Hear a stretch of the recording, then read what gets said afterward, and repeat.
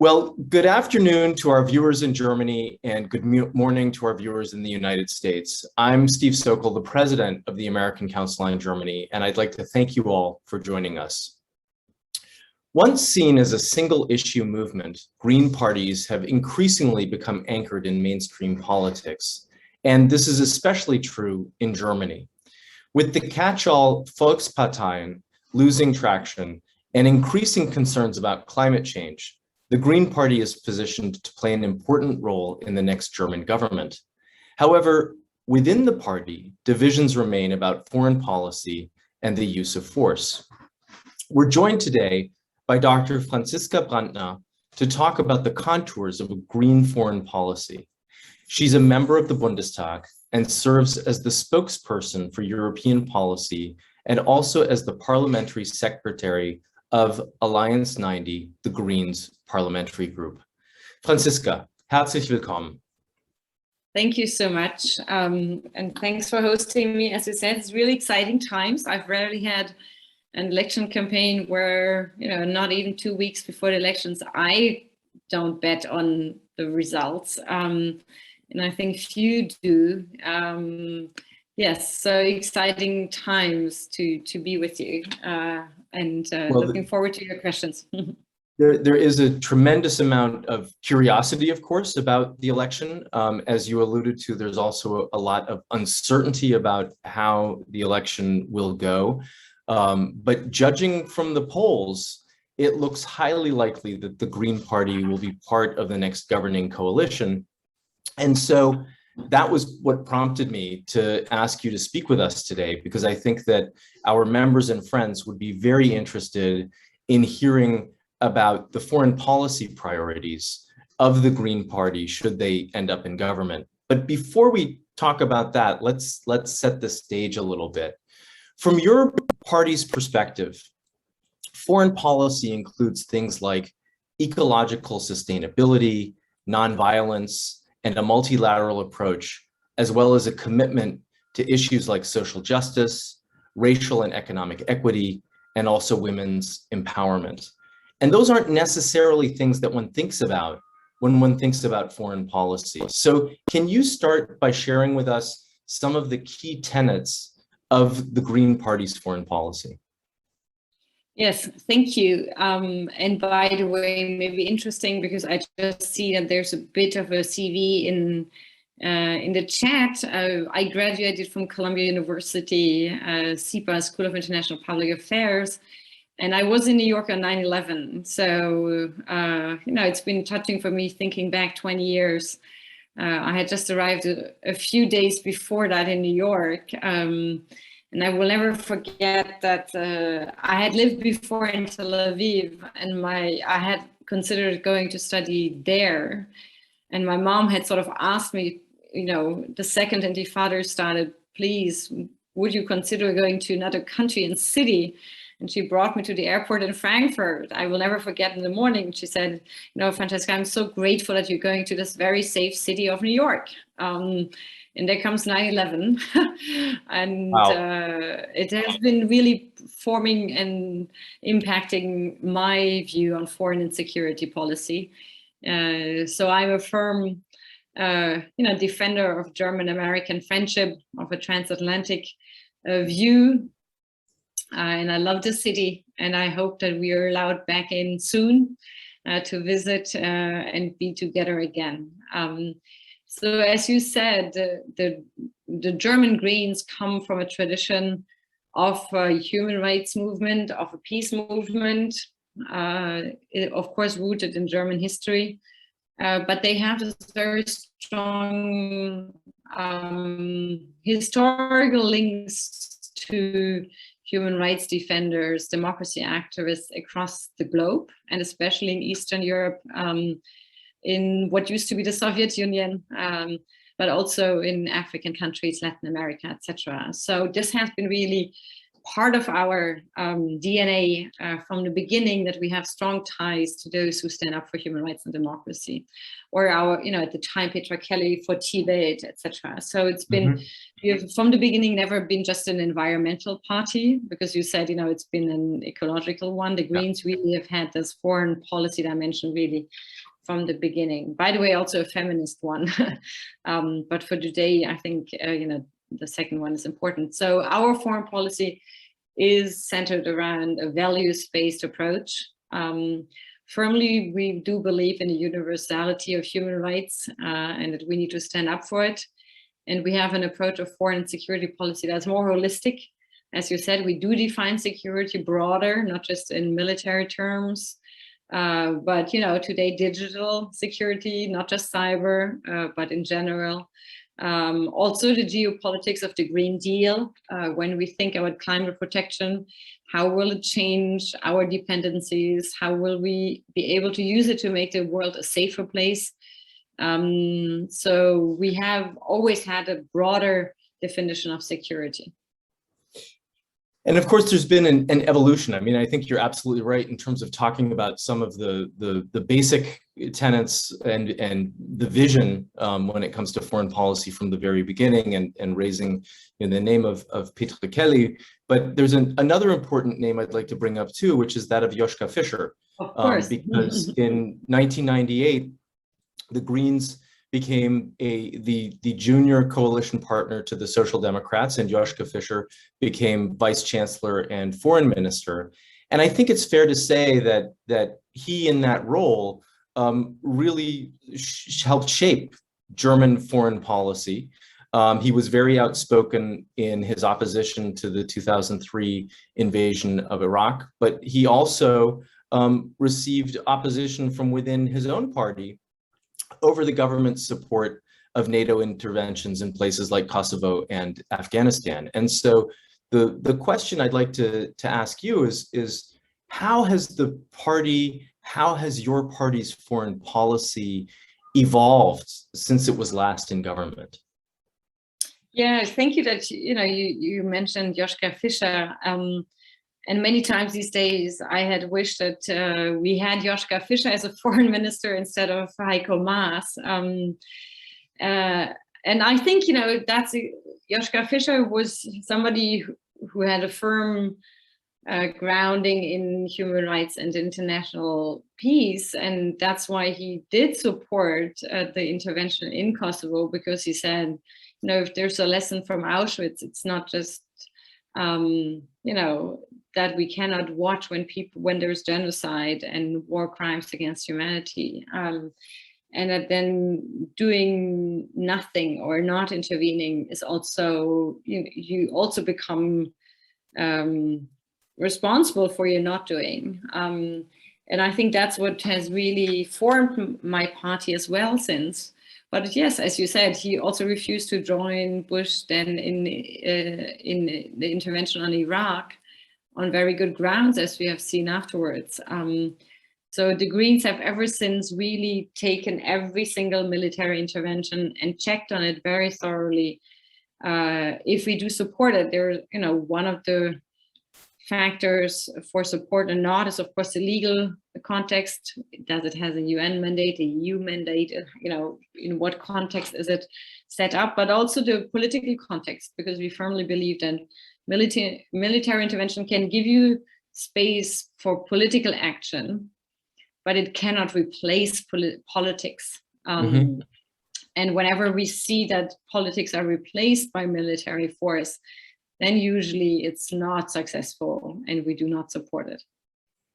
So let's stick with this point for just a minute, because I do think that one of the most contentious issues in the Green Party's history has been around the authorization of the use of military force. And especially given what we've all been seeing unfolding in Afghanistan in recent weeks.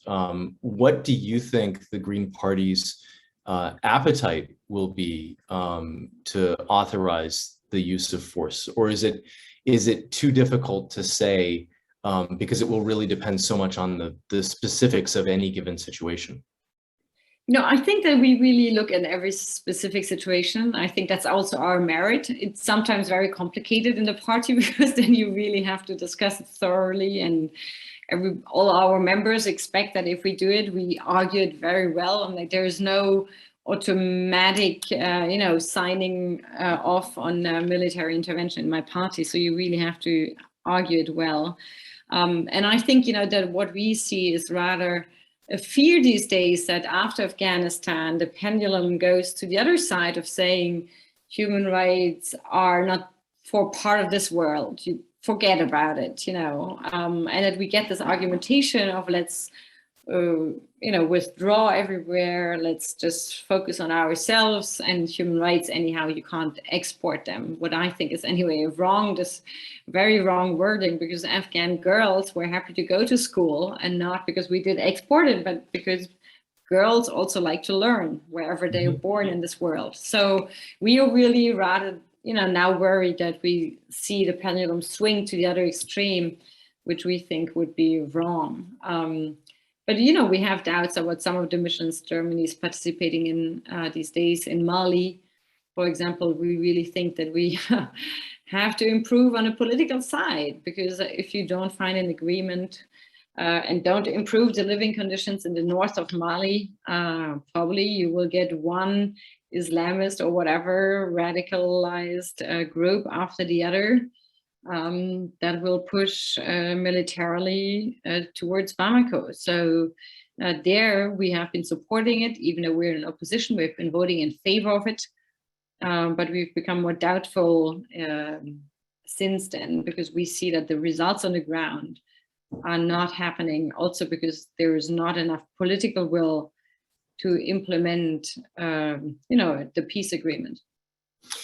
I think what's really coming through in your comments is that it's not just about military engagement and having boots on the ground, but really having political, social, and developmental engagement as well, in order to create the infrastructure locally in order to see those societies improve. And so sticking with Afghanistan for just a second, one of the questions that I've been asking as I've looked at the events unfolding in Afghanistan and at Germany's policy towards Afghanistan, but also other places like Mali and also Lebanon, is what does Afghanistan, or what does the mission in Afghanistan mean for Germany's deployments in other parts of the world? Are there any sort of lessons or conclusions that you're drawing from what we're seeing happen in Afghanistan that can be applied elsewhere? No, I really think that one has to focus on the developmental, societal, and political side. We had been criticizing the corruption in Afghanistan for many years, and we're criticizing German government, the US government, for closing their eyes on it. And I think, part of the reasons why we do see this collapse is because people didn't really believe in the government. And there were many points when when the elections 2014, so there were many points when you can say, oh, there we should have gone a different road. Or we also criticized heavily that Trump only negotiated with the Taliban and didn't involve the Afghan national government, when we said, when you only negotiate with the Taliban, it's clear who will win. So yeah, there are clear lessons that we can learn from this, but also we as Greens have been calling for more scientifically independent evaluations of such missions. Because we really think that we need to learn and improve, because if you look at the history now, it's not such a good track record, really. And I think there's room for improvement. And we haven't seen any, really scientifically independent evaluation, which we believe would be also helpful in terms of getting more public support for such missions. Thank you. The Green Foreign Policy Platform, I think it's fair to say, is strongly pro-Europe, pro the European Union. It considers NATO to be indispensable. But at the same time, the Green Party has been more critical of China and of Russia than any of the other major political parties in Germany. And one of our viewers is curious as to what accounts for the Green Party's more hawkish position on Russia and China. Yeah, interesting question. Thank you. Basically, it comes from our human rights and democracy perspective, really. And it comes from the perspective of a European strategic sovereignty in terms of being able to define our own future, or being able to, carry out policies that we would like to carry out to achieve objectives that we jointly define. And on China, it's of course a human rights question, Hong Kong, etc. But it's also a question of our digital sovereignty, for example. We have been very, very critical of Huawei because we really believe that, we have European actors, Ericsson, Nokia in this field. And why would we give our digital infrastructure to a company that is legally obliged to hand over our data to the Chinese Communist Party? It doesn't make sense for us. It's it's risky. It's not smart in our opinion, especially because we do have European actors who can produce the same. Yes, it's sometimes a bit more expensive, but we believe that's what security is about, that you invest in your own infrastructure to be safe and not to be dependent on actors who maybe don't want the best for you. So it's both, it's not just human rights, it's also this definition of security. And the same for Russia. We believe that it's not good to become, when it comes to energy, to become more dependent on Russia, and also to go over the heads of our European partners and their security interests. Just to name Nord Stream 2, we have the strongest, have been and are the strongest opponents of Nord Stream 2. It doesn't make sense for climate reasons, but we also have this strong European argument that we as Germans should not act against the interests of our European partners. And yeah, so there, it's not the only one reason why we're more strict on it, but a couple of them. So sticking with Russia for a minute, and then I'd like to come back to China maybe, but sticking with Russia, I mean, I do think it's important to underscore that the Greens have been strongly opposed to Nord Stream 2, which is a big difference from the governing coalition. And Green Party members have been very outspoken in their opposition.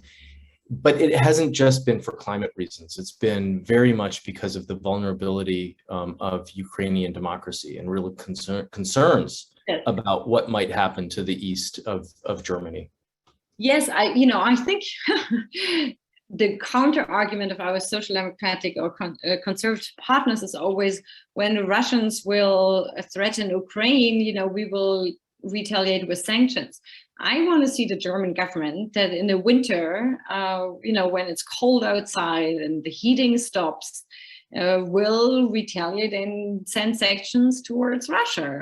I'm just doubtful. And I think it's not smart to even position yourself in such a place that you have to be vulnerable and to be threatened by somebody like Putin.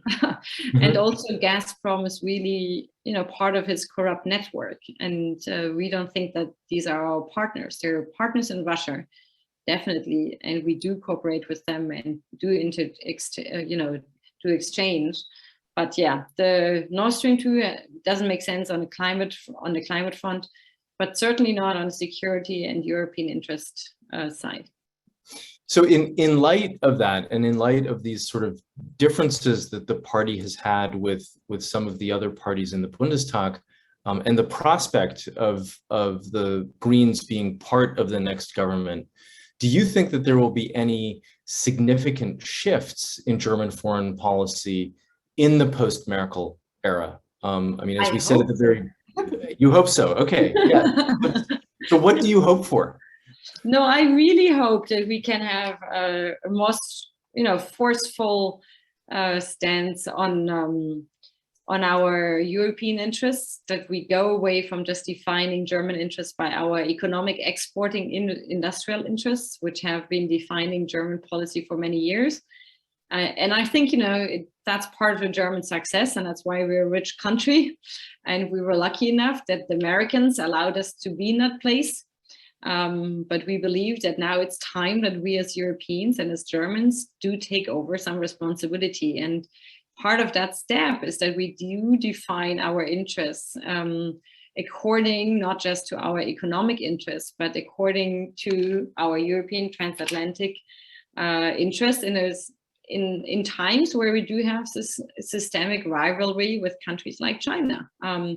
And I think that would be I hope the strongest shift in foreign policy. And the second one is really to take an active stance on the geopolitics of the Green Deal and having a very active climate foreign policy, because we know that, if we want to stop or at least,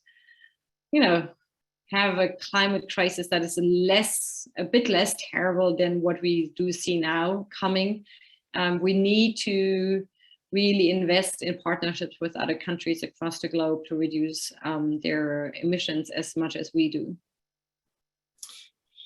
Turning to Europe, since you've brought up Europe a couple of times, and you also just talked about sort of other rising powers or other powers. The Greens have often warned against European dependence on countries like China and the United States. And there's been a lot of talk about European autonomy or European sovereignty. You spoke earlier about strategic sovereignty. Can you talk a little bit more about how you see Europe's common foreign and security policy developing, as well as opportunities for greater cooperation between armed forces within the European Union? So these are a couple of questions that you put out there. Let me start by saying that there is no equidistance for us at all between China and the US. So it's very clear that the United States are our partners. But we also see that President Biden has rightly so decided to focus on healing American society and advancing it and making your country great again, what Trump had promised and certainly not delivered on.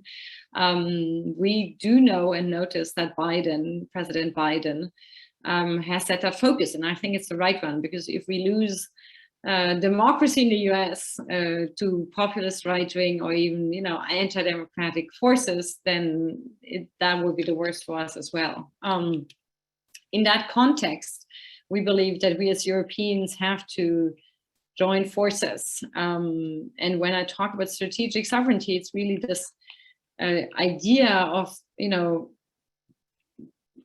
diversifying our networks, not being reliable or depending, being so vulnerable to a few actors in this world. And this is not just military. It's, as I said, in the digital area. I really think that there we do have European actors like Ericsson, Nokia on 5G, 6G. We have new companies, startups going in that sector as well.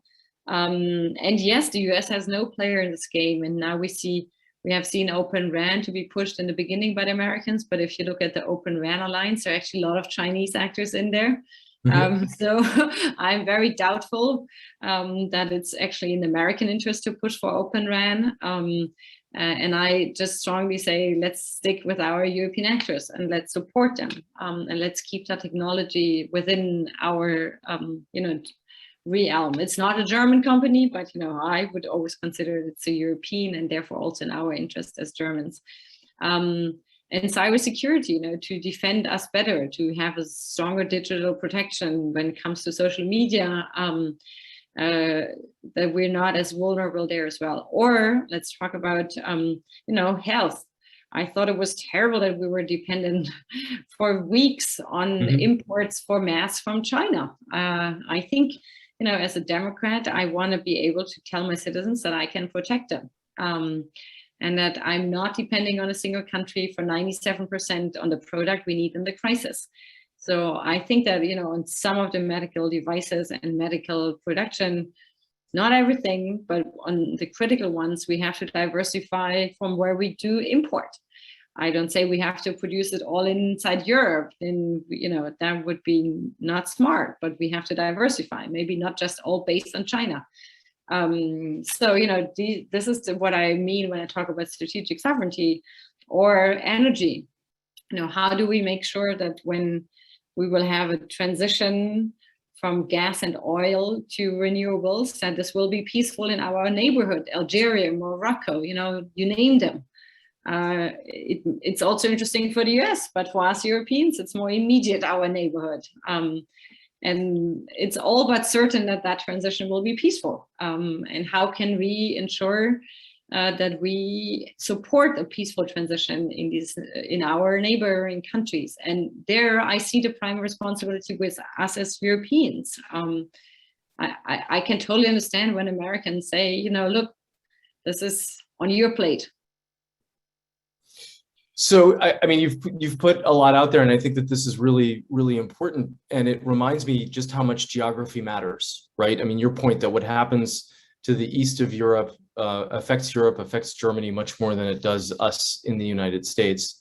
And, I think it's an important reminder that where we are located, it sounds trivial, it sounds trite, shapes our worldview and what the priorities are.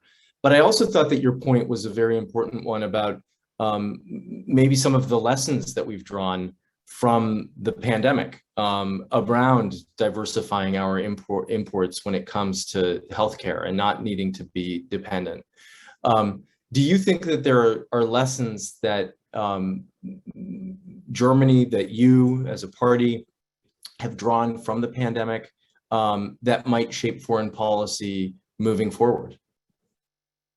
Yeah, the one I just mentioned, I think is an important one. The second one is that we should have been more forceful and forthcoming when it comes to vaccinating the rest of the world and strengthening international cooperation. I really see it with worry that we're sort of losing out to other countries that are less inclined towards democracy in this battle. That was also, a sad moment that Trump was still in power when it broke out, and that we didn't get a sort of, American president calling everybody together and saying, okay, this is a global crisis, let's sit together and let's think of what we need to do. So the question is, how can we strengthen structures and support structures that do bring people together in such a crisis? And then be more ready to have a higher production capacity so that we can also deliver to more countries outside Europe. We have done so, and early on in the US, we have been exporting as Europeans to Israel, to the UK, to many countries while the US was still on export bans. But we should have higher capacity of production or in joint cooperation with other countries. And there, I think, to build up networks of production sites with, for example, African states, Asian states, Latin American states, that's something that we should build up now, so that we have it ready when the next pandemic, hopefully not, but who knows, would ever hit us, or even to get through this one. So I think there, it's about our own capability, but also about building up such capacities in other countries in partnerships. Yeah, and I think there's little doubt that there will be another pandemic. We don't know when, we don't know what it will look like, but we need to be prepared for that next crisis. And so in that sense, to think about things like supply chains now is incredibly important. Franziska, we've gotten a couple questions and comments about defense spending, and one of our viewers wants to know where the Greens stand on the commitment to spend 2% of GDP on defense. Yes, thank you for that question. We have been criticizing the figure 2% because it's a national figure. So it's counting, 2% of the German economic GDP, of the French, of the Greek, whatever. So we don't think that this is the right approach. We really think that we need to pool our European resources and do invest, and also consolidate our European defense market, and build up the capabilities as Europeans together, and that therefore having national targets doesn't really make sense, but that we should, as Europeans, in cooperation with our American partners, define the capabilities we will need in future and then do develop them jointly. And this might be more or less or the same as 2%. I can't tell you now. It's also varying now. In the Corona crisis, we almost were at the 2% because GDP crashed. So, our approach is a European one, and it's focused on capabilities and less on percentages. Thank you. Franziska, as we start to wrap up, as we talked about at the outset, as all of our viewers know, Germany is in the middle of the last stages of the election campaign. A historical election will take place on the 26th of September, literally just days away. And this past Sunday evening, there was the second of three triels between the three candidates for chancellor. And I think a lot of people were surprised that there were no questions. No foreign policy, nothing. Exactly. Yeah. Nothing on Europe, nothing on foreign security and defense policy, nothing. It was really, exactly. I thought it was a shame. Well, so were you surprised? And what does that say about the public television stations, about the moderators, about the candidates, about German society? Was I surprised? To be honest, not that much, unfortunately, because it hasn't, I'm like, Afghanistan has been a topic, but not in general European defense foreign policy issues, not at all. They have not been at the forefront or at the heart of the debate at all. And I think it's a shame that we didn't have any questions on the future of Europe. We have big questions. How do we ensure the rule of law in Poland, Hungary? It's big questions on our own identity, and really to the core of what the next government will have to do. Not a single question from the moderators.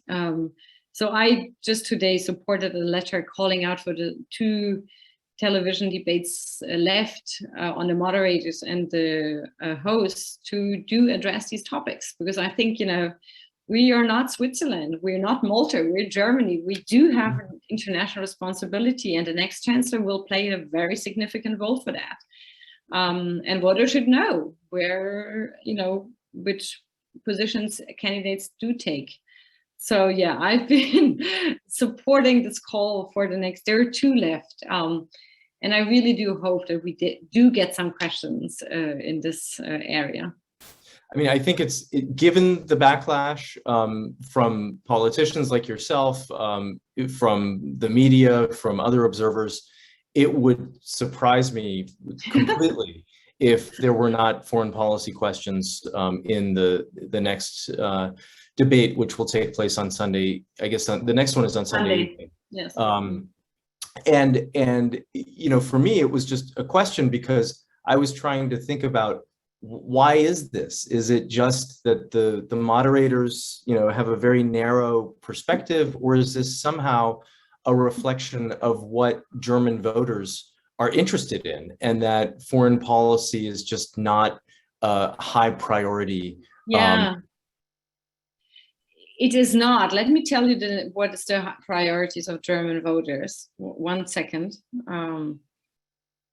Because we have polls on that, of course, like we have polls on everything now. 1 second. Oh, I have it ready here. So what is good is, number 1 is climate, number 2 is pensions, number 3 is housing, then comes Corona, then comes health, then comes education, migration, taxes, economy, internal security, wages, transport, and then comes Europe 6% and defense 2%. So, that's what German voters say. They say 33% it's pensions, 2% say it's defense. So to a certain extent, it reflects at least the interests or priorities of German voters. But I still think a public radio TV station has the responsibility to ask about foreign and security affairs. particularly since halfway down the list that you just read was migration. And migration, of course, has two sides. One is what's the impact of migrants coming to Germany, but the other is what were the root causes that led to that migration. And so all of a sudden one's then dealing with the foreign policy implications of what's going on in those places. Yeah, but migration in Germany is never discussed from that angle. It's always what does it do to our German, society, which is today much more diverse than it used to be. Which I think is a good sign. And we do have integration problems like the US, like every other country. But we have to work together on the same rules on our constitution and make sure that everybody can have their success and their chances in our German society. But yes, as you said, it's quite not surprising, but I still think a public radio TV station should have talked about Europe and the world. Yeah. Certainly Europe, particularly given what we've talked about today about how integrated Germany is in Europe, and when thinking about national interests in the context of European interests, it would have made a lot of sense. Yeah. Let me just ask you one final question, because I know that you have to get back on the campaign trail and attend to things. And that is, again, assuming that the Green Party is represented in the next government, what do you think the top 2 or 3 foreign policy priorities for that government will be? I think one will be to have a climate partnership with the US and really build on extending Green Deal across the Atlantic and then reaching out to others to make this happen. The second one is when it comes to our, on what I've talked about, European sovereignty, be it in the digital area, health area, to really work on making Europe join up forces and that we get joint interests, if need be, to advance with some of them, not all of them, but to get Europe's act together. I think that's the second one. And the third is to improve and really work on a new partnership with African countries. And to really invest in partnerships and not just to see it as a threat of migration, as you just mentioned, but really to make sure that we do cooperate, for example, on health, on energy, and make it a successful partnership. Well, Franziska Brantner, I want to thank you so much for making the time at a very busy time to talk with me today. This has been very thoughtful, very thought-provoking, and I really appreciate your talking with us. Thank you very much. A pleasure, and always happy to discuss with my American friends.